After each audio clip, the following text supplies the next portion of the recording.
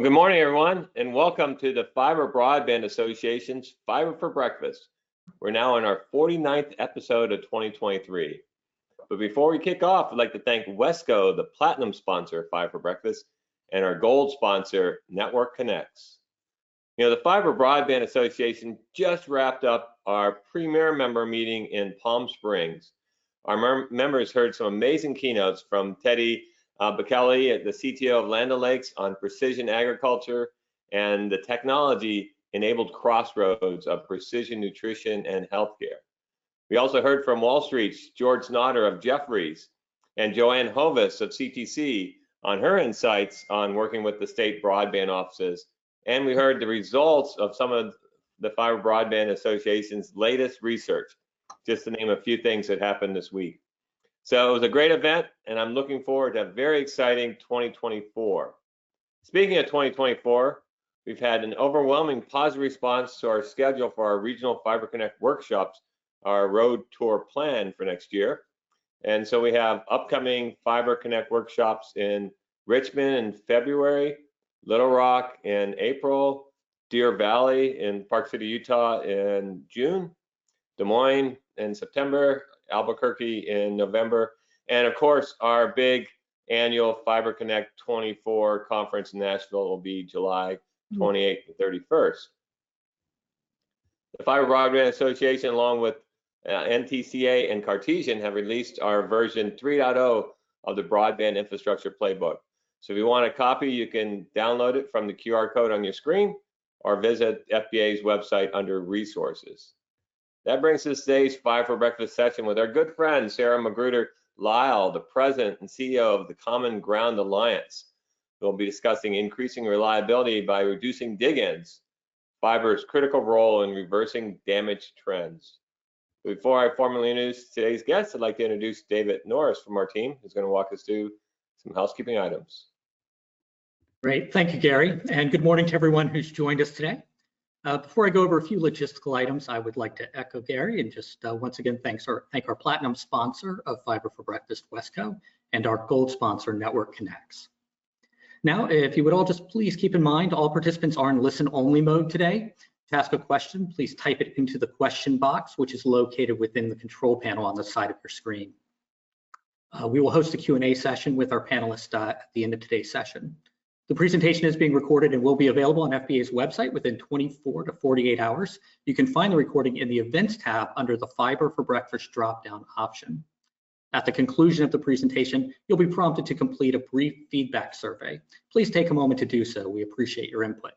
Now I'll pass it back to Gary to introduce our panelists and get us started. Gary? Thanks, David. Good morning. I'm Gary Bolton, the President and CEO of the Fiber Broadband Association. Last week on Fiber for Breakfast, our guest was Mike O'Day, the CTO of Corning, who discussed artificial intelligence powered by fiber-rich networks. As always, Mike did a great job in explaining the opportunities with artificial intelligence and how large language model data centers will require 5 times more optical connections than today's hyperscale data centers. You know, AI applications have a tremendous potential to really change everything from healthcare and education to manufacturing and finance. Today on Fiber for Breakfast, our guest is Sarah Magruder Lyle, the President and CEO of Common Ground Alliance, who's going to discuss increasing reliability by reducing dig-ins, fiber's critical role in reversing damage trends. Sarah is the President and CEO of the Common Ground Alliance, a stakeholder-run organization dedicated to preventing damage to underground utility infrastructure and protecting those who live and work near these important assets through the shared responsibility of our stakeholders. Under her leadership, CGA focuses on building strong partnerships across the organization's 16 stakeholder groups, developing strategies to educate about the importance of safe digging and encouraging the next generation of damage prevention practices and technologies, and implementing programs to reduce excavation-related damages to underground infrastructure. Sarah was appointed by the Secretary of Transportation to the department's Liquid Pipeline Advisory Committee, which provides guidance to the Pipeline and Hazardous Material Safety Administration on regulations affecting pipeline safety and standards in March of 2019. So welcome, Sarah, And for our audience, please type in your questions to go and we'll work them into the Q&A at the end. With that, let's pass things over to Sarah. Hi, Gary. Thanks so much for having me. It is great to be back with you. And we're excited to talk about what we've been doing here at the Common Ground Alliance to protect all of the underground infrastructure that our communities depend on every day. Next slide, please. So as a reminder, the Common Ground Alliance is made up of 16 stakeholder groups, and our mission is to help educate policymakers, stakeholders, and communities about the importance of protecting underground infrastructure and calling 811 prior to digging. Next slide, please. So since we spoke last time, which was in October of 2021, we have expanded a lot of our programmatic work.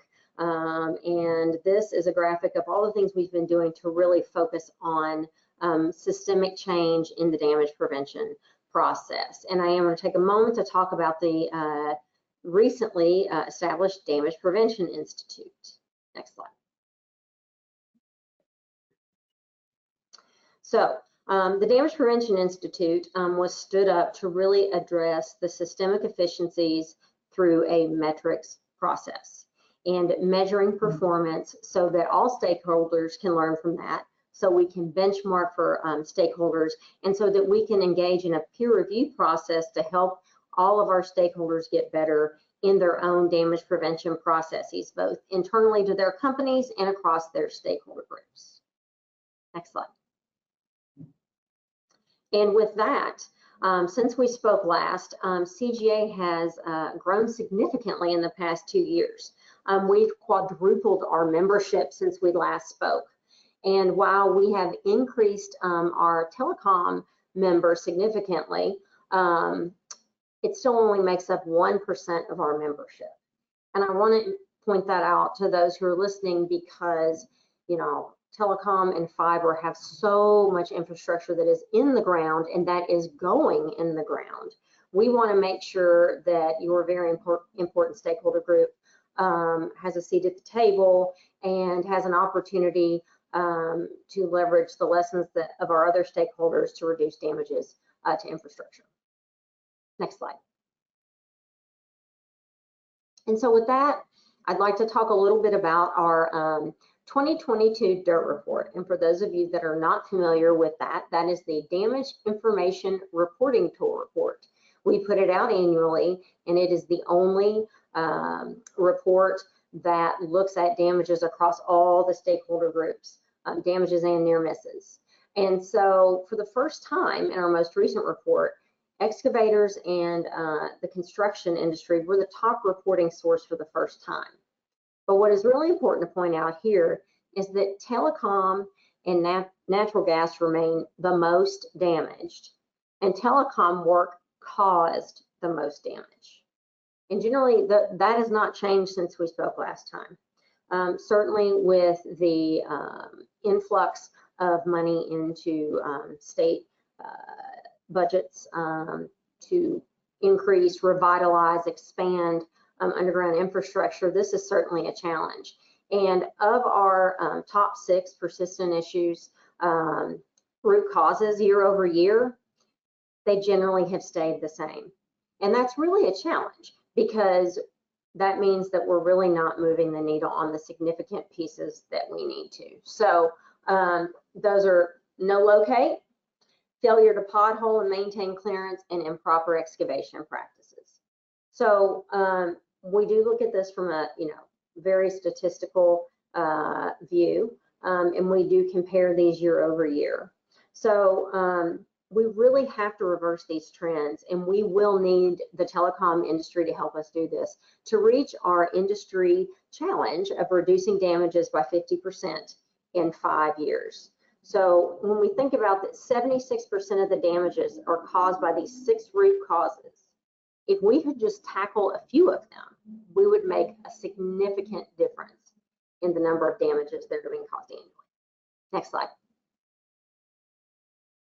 And so as often as 56% of the time, excavators cannot legally begin their work on the planned start date. And why is that? It is due to late locates. And when we look at data from 7 states that have mandatory positive response, which means that there has to be a active, yes, we have marked this or we have cleared this area. Telecom and water and sewer have higher late response rates. And that is a challenge because in telecom, the work is critical to making sure that our communities are connected and safe. And telecom is actually most impacted by these late responses. You know, there's certainly a difference in when you're putting in a pipeline versus putting in a telecom or fiber line. You know, natural gas is heavily regulated. You know, it's usually very well known if a pipeline is going in versus the competitive edge that telecom companies are looking for, which means they may be coming in, they want that competitive edge to get in to that market first, which is understandable, but we also have to weigh the pros and cons of moving with that type of business model. Next slide, please. So we started a series of white papers where we wanted to focus on each of our key stakeholder groups and what role they were playing in the damage prevention process and how they could make a difference. And so we have done, we did excavators, we've done locators. Last year we did natural gas distribution, and this year we did telecom. And so we will be releasing our new telecom paper tomorrow. And so this is a sneak preview of what you will be reading. So this really combines qualitative and quantitative telecom industry research, and it is layered with our DIRT report findings. And so the highlight in here is that you can look at some of our case studies and see how some of our more innovative members have really been working to reduce their damages to their own and other operators' facilities. Next slide, please. So key finding number 1, the telecom sector has the most potential to impact the U.S. damage prevention system and its own bottom line.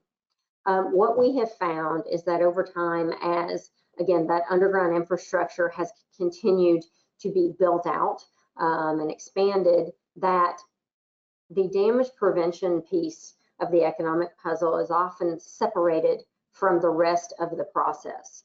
And so it is more, it's viewed more on the procurement side versus the investment side. And what we really need to think about is if we invest in damage prevention on the front end, what that saves us through the life of that construction project. And once it's put in place, there are a lot of states that are putting a lot of money into burying infrastructure because of weather, because of natural disasters, because of reliability. And while it's great and it's definitely safer underground, if you hit an a line that's underground, it takes a lot more to fix it. And so we need to think about what that long-term cost is. And if you look at this, the telecom numbers are pretty clear. 47% of the time, telecom's being damaged. And that's a lot. That's a lot of money from the companies. That's a lot of money being paid out. It's a lot of headache for the consumer. And so we need to think about the whole life cycle of the process when we're thinking about the overall cost. Next slide, please. So key finding number 2 in our white paper. Growth and customer satisfaction are often prioritized over damage prevention by telecom stakeholders. Now, as a reminder, this paper is based on what we found in our DIRT report and then what we found over a variety of focus groups, surveys, and speaking with many executives in the telecom space. And so this is a quote from one of the executives that we actually interviewed, which is business growth and customer service satisfaction tie as the most mentioned top priorities by telecom interviewees. So this is what we found when we looked at all of the research that we got from our discussions with executives. So we need to think about that, business growth and customer service, but not safety, not damage prevention. Next slide, please. So, finding 3. There's often a push to do very, nationalized standards around damage prevention, but given the size and impact and speed at which telecom companies are doing their work, if they look to really improve their internal practices and their internal processes in which they deal with their locators and their excavators by incentivizing good behavior through contracts, they can make a significant impact on reducing damages across the board, not only to their own assets, but to other assets. Next slide, please. So when we talk about, these things, they sometimes can seem abstract, but we actually do have some great case studies. They're included in the white paper and some other ones from some other industries that are also on our website. But when we look at Crown Castle, they did the critical things needed to make a difference. Secured executive level buy-in. They really took time to look at their data, look at the events, what the issues were, what was causing it, and what they could actually do to reverse that trend. And improve customer satisfaction, which is ultimately, right, what everybody is measured by. Can you acquire that next customer? And so Crown Castle has really been a great partner of ours in looking at how we can reduce those damages. Next slide, please. So in summary, what we'd really like for your members to do, Gary, is help us reduce damages. Join CGA, become a Damage Prevention Institute member, and become accredited. That means that you are committed to submitting your information to DIRT, helping develop metrics where we can actually look across the board and see where we're making a difference and see where we need some more work. The telecom industry's DIRT submissions, the data quality hasn't been the greatest. It's been in the low 60s. We'd really like to see that come up. If you submit information and all of the fields say unknown, that doesn't really help us determine what's actually happening, right? Our annual conference is coming up in Colorado Springs, April 14th through the 18th, 2024, and we will be having lots of conversations about those things. So, some of the high points, of what we've been doing as the Institute, we've really been pushing our next practices initiatives forward. And one of the key things that we've really been pushing on across all the industries is this idea of mapping. The technology exists to GIS map all of these assets. And often locators are even collecting the data, but it's not being used. So we actually have the ability with the technology that we have to create maps where excavators and locators can have access to what is actually in and around their work site.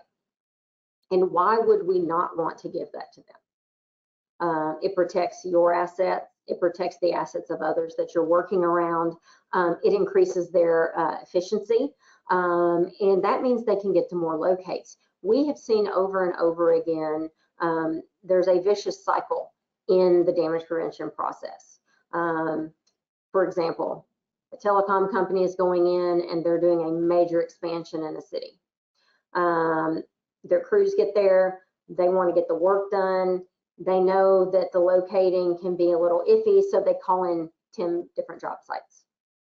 Well, that is actually not helping the excavator. It's actually putting more pressure on the locating system, because now instead of actually marking the 3 that the excavator really needs to have marked, they may not get the ones that they really need marked because they have now spread those resources even thinner. And so we have to think about not only how damage prevention impacts every stakeholder group, but how a stakeholders group's actions or inactions affect everybody else in the process.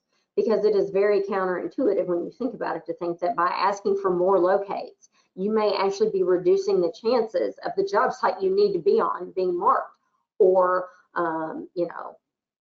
causing too many, hours of marking for things that aren't necessary and increasing the opportunity for errors. There's a job shortage or a labor shortage, pardon me, across the board. And that includes construction, that includes locators, that includes, pretty much every industry across the board right now. So we really have to think about the benefits of increasing those types of efficiencies. So Sarah, super interesting. So you guys have grown your membership fourfold in 2 years, which is phenomenal. You have like 1,500 members. So what has driven that increase? So part of that was the establishment of the Damage Prevention Institute. That brought on a lot of excavators that were not part of CGA before. It has also given us the opportunity to really up our game in the data department, right?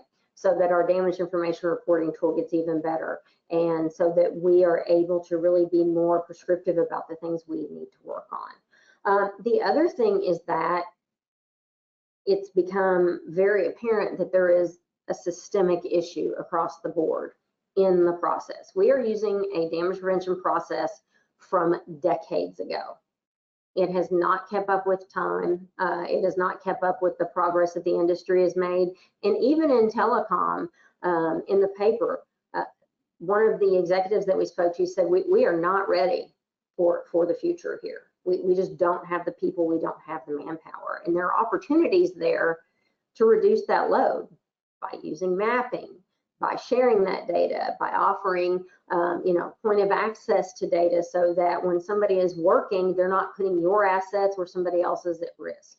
So we really are trying to advocate for a rethink of how the process works. And as next practices has become more focused on some very concrete things that we can do, that has certainly led to an increase in our membership as well, because this is the opportunity for all stakeholders to have a voice in what's next.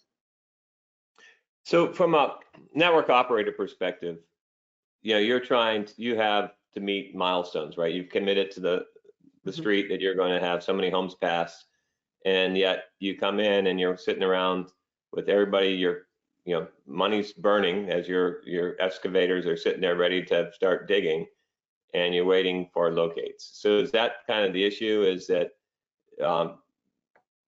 they requested locates, they haven't shown up, they got the crew there, and they get antsy and they just go ahead and start digging? So that could be part of it. And a big issue is, especially in areas where we're doing major overhauls of a variety of infrastructure, power, water, sewer, telecom, gas, we're not taking advantage of when we're opening up the space. So sometimes we're opening it up 3, 4, 5 times, and we're not sharing that data, right? We are not giving the other stakeholders information they need to be safe while they're working in that area.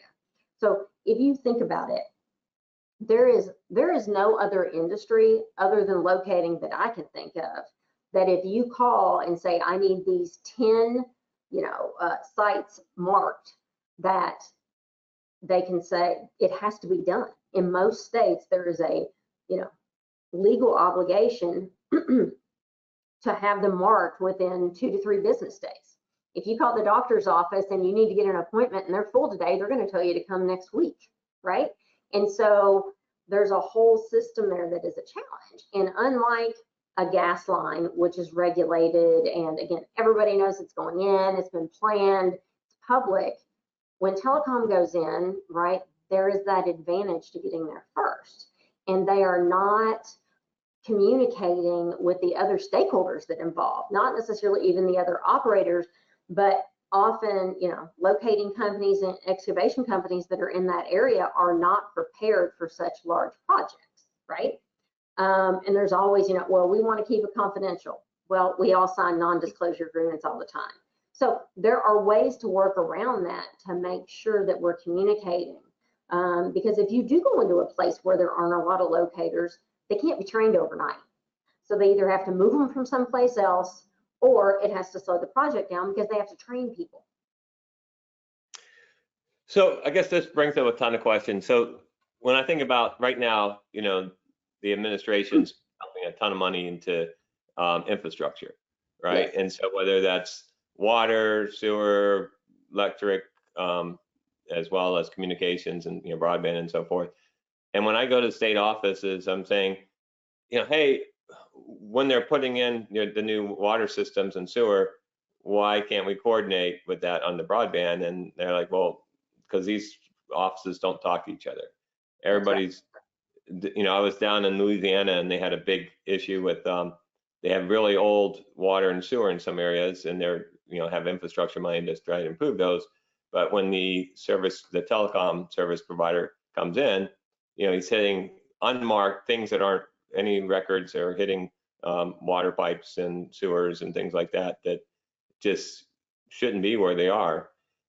And they have no visibility to that. And then the question is, who's responsible for all this damage?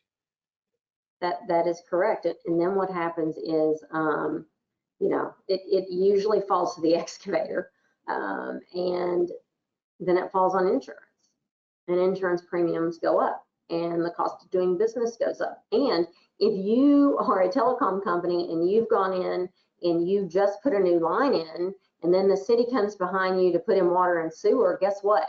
They're not marked very well, and those assets are below everybody's.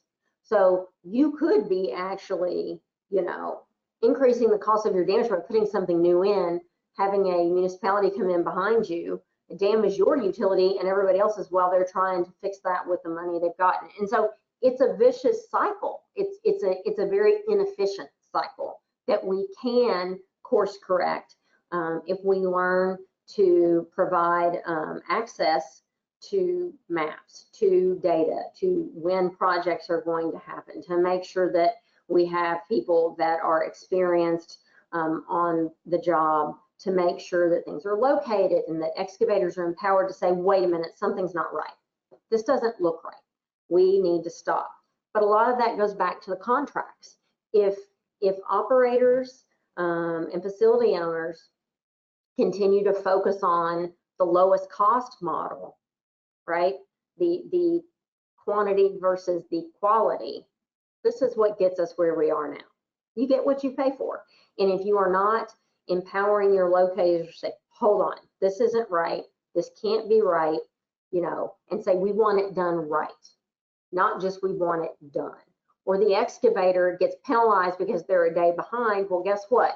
If they're kind of on the edge about something, they may say, no, we're just going to risk it. We don't want to get penalized. So we have to create an environment where we're empowering those working on the job site to actually take ownership and feel like they are actually part of the process and able to change course if they deem it necessary. So can a contractor have their own locators? So there are often companies out there that do both.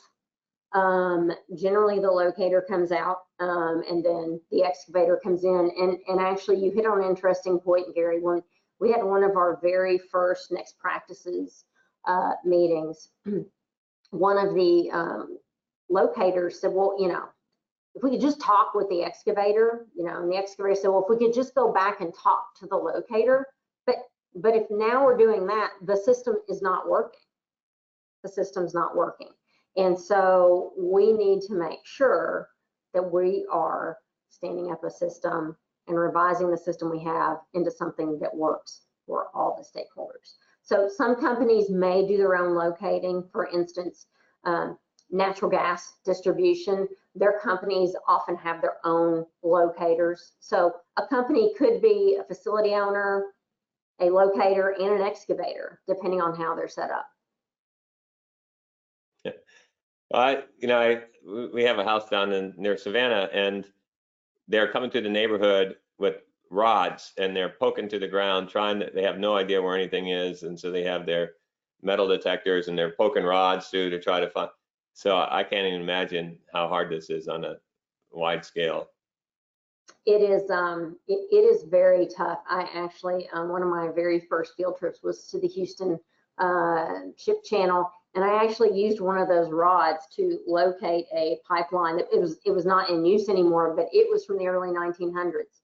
But, you know, the idea that we have come such a long way with technology where it can log the coordinates, it can put it into a GPS system. We could provide that access to others, and we're just not doing it.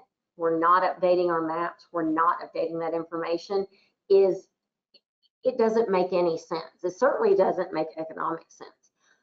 When we were in Florida earlier this year for our annual conference, earlier in the year, a telecom company was putting in new fiber, and they had caused a boil water advisory 7 times in South Daytona.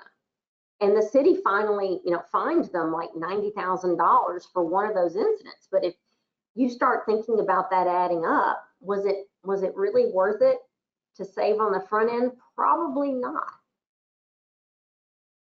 Well, Sarah, thanks so much for sharing your insights and for educating our audience on damage prevention, you know, as we work towards connecting every American with fiber. And I want to thank everybody for joining us today, and look forward to getting back together next Wednesday. Our guest is going to be Mike Render, one of our researchers from RVA, that will be discussing the latest, you know, we will be unveiling the 2023 service provider deployment study results. So this is how much fiber has been deployed this year, which will be another record. So thanks, everyone. We'll look forward to seeing you guys next Wednesday. Thanks, Sarah. Thanks so much, Gary.